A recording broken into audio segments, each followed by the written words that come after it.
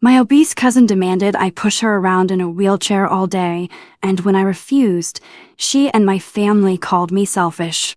Hi, welcome to Story Nest. Subscribing really helps us grow and makes sure you never miss a story.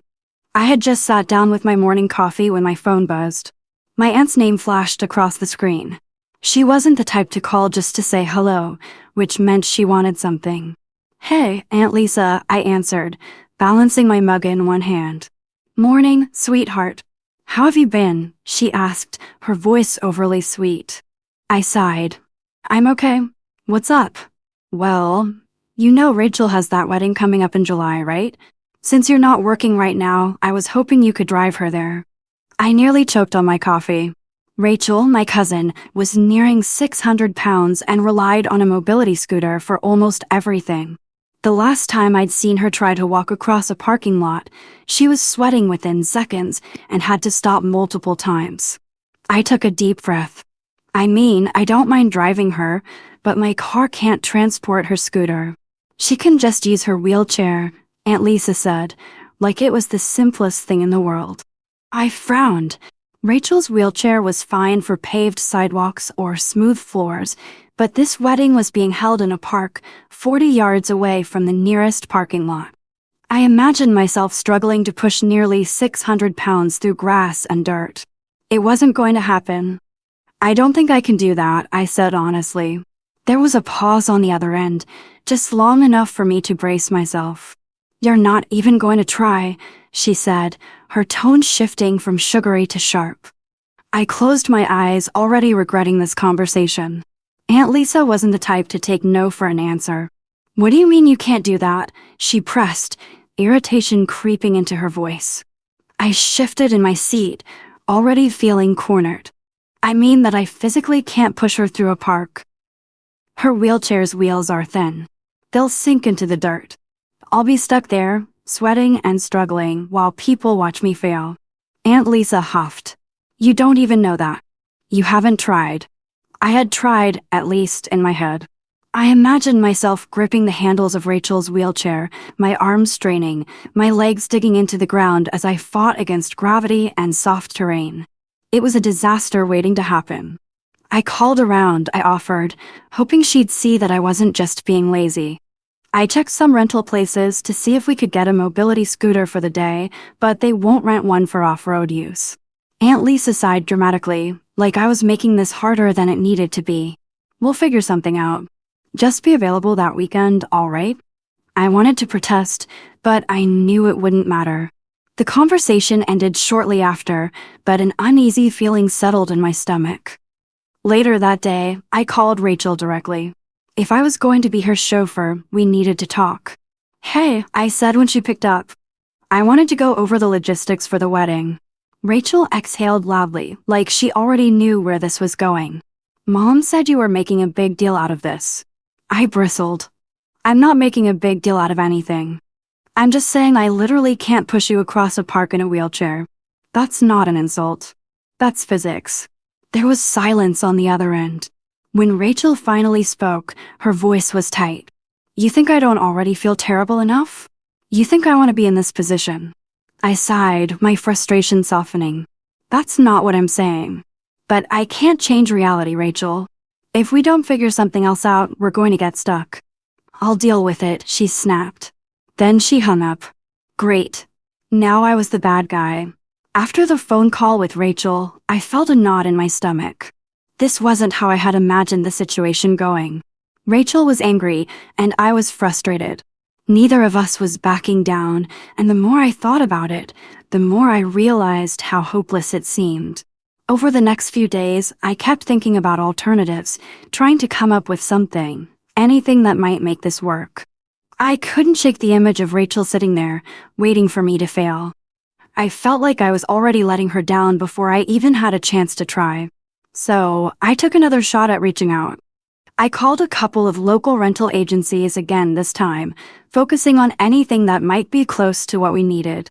Some suggested off-road, wheelchairs that had sturdier wheels, but they weren't meant for people of Rachel's size.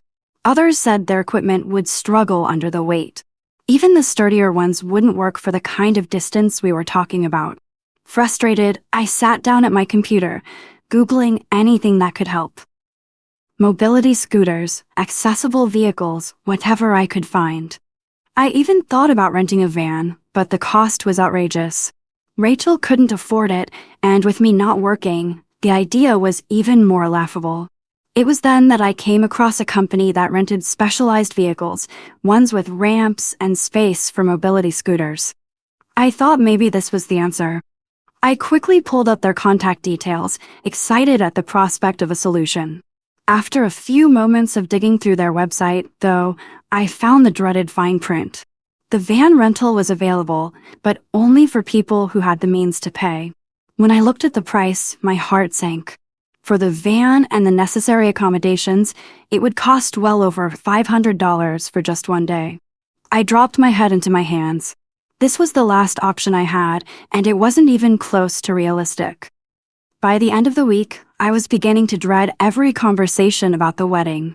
Each time I talked to Aunt Lisa or Rachel, the same stress weighed me down. I could hear the disappointment in their voices when I said I was still trying to figure something out, and the frustration in my own voice when they pressed me for a solution. It felt like every path I tried to take led to a dead end. After researching different rental agencies, I had to face the reality that there was no way I could make this work without some major compromises. It wasn't just the wheelchair or the lack of accessible vehicles, it was the fact that I simply wasn't physically capable of handling the situation. Rachel had been angry with me after our phone call. Her words stung more than I wanted to admit. I didn't want to be the person who made her feel bad about something she had no control over. But at the same time, I wasn't about to pretend this was going to be easy. I kept replaying the conversation we'd had. "You think I don't already feel terrible enough?" Rachel had said. "You think I want to be in this position?" She was right. She didn't want to be in this position. But neither did I. There was no way she could walk that distance, and I didn't have the strength or the resources to help her in the way she needed. I thought about the wedding more and more. 40 yards. It didn't sound like much, but when I pictured pushing Rachel's wheelchair across uneven, grassy parkland, my hands felt clammy. That wasn't even considering how tired I'd get after just a few minutes of struggling. The more I tried to imagine it, the more impossible it seemed. And what about the people who would be there? The guests who would see me struggling, my face flushed and covered in sweat, while I tried to push Rachel across grass and dirt like a circus act. I couldn't shake the thought of how embarrassing it would be for both of us. My thoughts were interrupted by a knock at the door. I wasn't expecting anyone, so I jumped up, my heart racing a little. When I opened it, there stood my mom. "Hey, kiddo," she said, smiling at me. "Got a minute?" I stepped aside, letting her in. "Yeah, of course." She looked at me carefully, her eyes softening when she saw my stressed expression. "How's the wedding thing going?" I sighed deeply. "It's not. I don't know what to do." My mom gave me a sympathetic look. "What's the issue?" I explained everything in detail, the lack of accessible transportation, the difficulty of pushing Rachel's wheelchair through the park, the rental places that couldn't help, and the van I couldn't afford. "You've looked at everything, huh?" she asked. I nodded, feeling the weight of the words. "Yeah. I've called every place I could think of. Nothing is going to work. I just don't have the strength or the resources." My mom was quiet for a moment, clearly processing. Then she surprised me with a suggestion. "Have you thought about asking Aunt Lisa to rent a truck?" I stared at her, confused. "What do you mean?" "You know, a rental truck with a lift gate. It could hold the scooter, and you wouldn't have to worry about pushing her. You could drive her up close to the park entrance, drop her off, and park elsewhere." I rubbed my temples, considering the idea.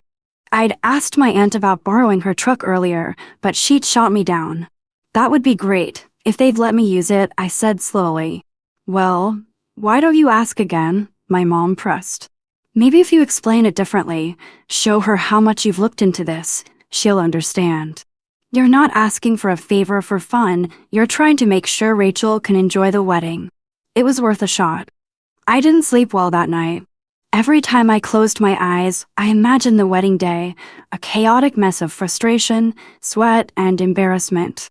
Rachel in her wheelchair, me struggling to push her through grass that would only slow us down, the disappointed looks from family and friends who would inevitably watch me fail. But my mom's suggestion about the truck stuck with me. It was a possible solution, a last-ditch effort. I decided I would talk to Aunt Lisa again, even though the last conversation had been less than pleasant.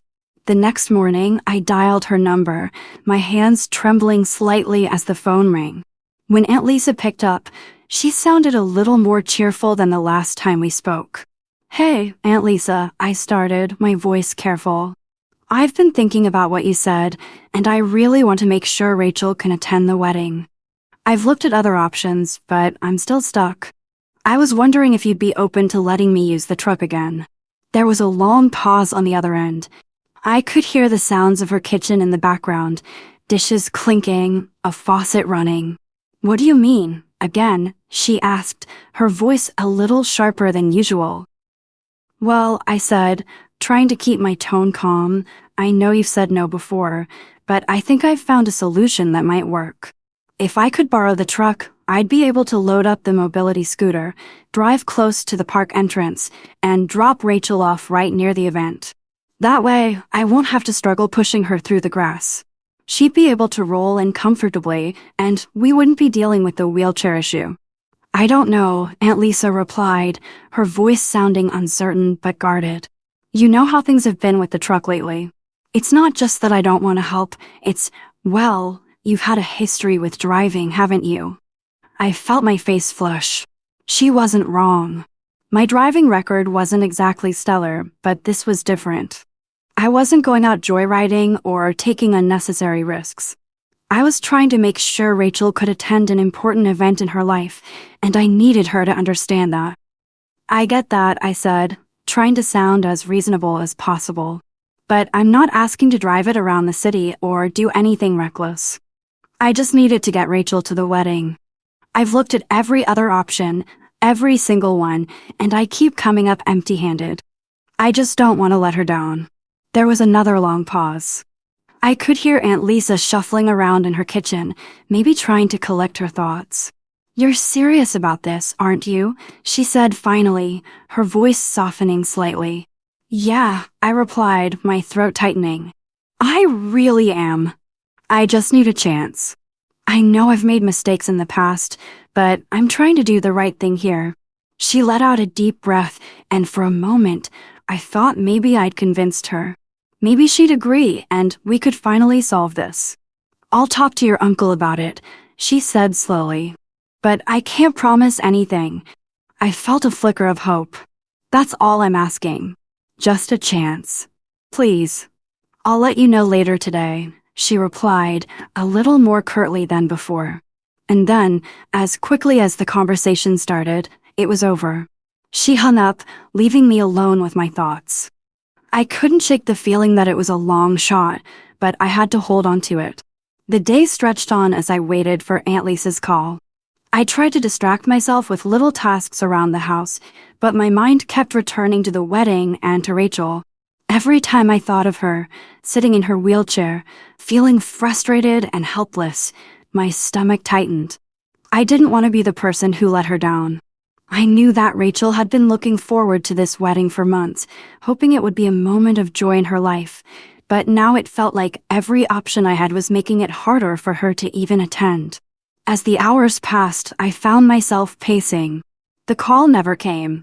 I thought maybe Aunt Lisa was just busy, but the longer it went on, the more anxious I became. Had she even asked Uncle Dave about the truck? Was she just avoiding me? Maybe she didn't think I was trying hard enough.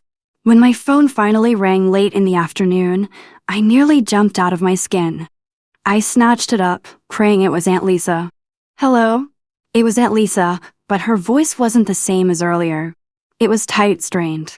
"I talked to your uncle," she said, her words clipped. "And we've decided it's probably best if you don't borrow the truck." I felt my heart sink. "Why?" I managed to choke out. She let out a deep breath. "Look, I know you're trying, but with your driving history, we just don't feel comfortable with you taking it. It's not about you. It's about the risks. It's not a decision we're making lightly." I didn't know what to say. My mind raced, but no words came out.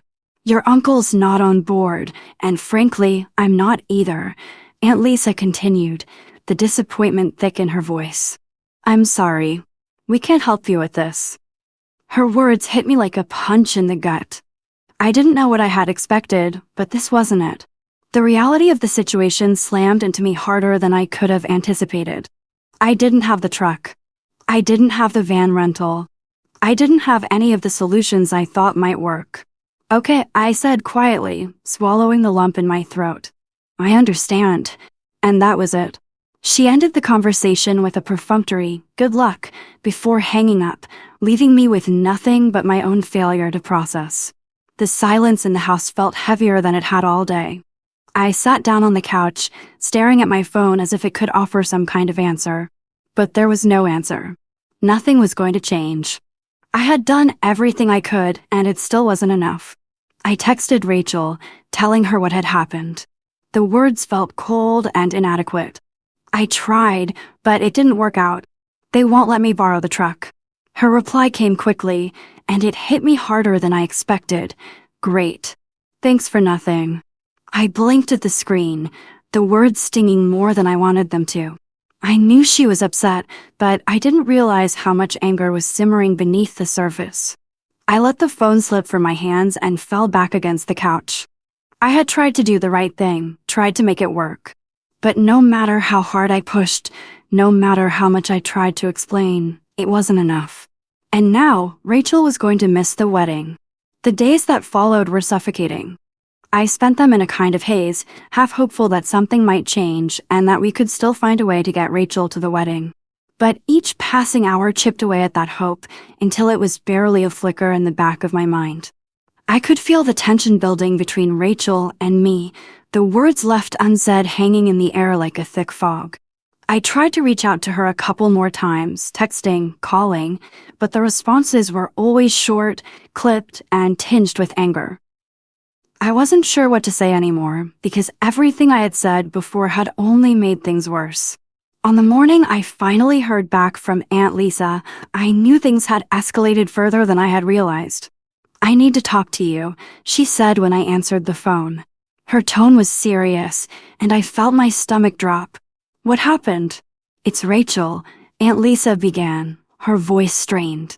She's not going to the wedding anymore. The words hit me like a slap to the face. What do you mean, she's not going? Her invitation was retracted, Aunt Lisa explained. Rachel's, well, she wasn't very happy with the bride's mom, who chose the venue, and things got pretty heated. She said some things to her that shouldn't have been said. It wasn't pretty. I sat there stunned. Rachel had been so excited about the wedding. Despite everything, despite all the struggles and the difficulties we faced, I never thought it would come to this. You're telling me she's not going? I asked, trying to wrap my head around the situation. Yeah, Aunt Lisa said softly. It's all over now. It's a shame, really. Rachel really wanted to be there, but her actions have consequences, and this one's a big one. I felt a tightness in my chest. Part of me wanted to be angry, to say something in Rachel's defense, but the other part of me knew I couldn't. Her actions had consequences, as Aunt Lisa had said. It wasn't fair to put all the blame on me for the situation. I had tried my best, I really had, but I couldn't solve everything. I couldn't fix everything. I'm sorry, I said, the words tasting bitter in my mouth. I thought we'd figure it out. Aunt Lisa sighed. I know, sweetheart. But sometimes, things just don't work out the way we want them to. And I hate to say it, but this isn't on you. I couldn't speak for a moment. My thoughts were a tangled mess of guilt and anger, disappointment, and helplessness. I still feel like I let her down, I admitted, my voice quiet. You didn't, Aunt Lisa said, her tone softening. You did everything you could. You've got to remember that. It didn't feel like enough. I wanted so badly to fix things, to make Rachel happy, to somehow take the weight of the situation off of her. But I couldn't. Later that day, I received another text from Rachel. Don't worry about it, it said, but it was clear she was still furious. I'll figure it out. It hurt to read it. It was like she was pushing me away, as if she was blaming me for something that neither of us could control. I wanted to reach out, to apologize, to tell her that I was sorry she was hurting, but I didn't know how to. I didn't know how to fix this. In the end, the wedding went ahead without Rachel, and I couldn't help but feel a profound sadness for the both of us.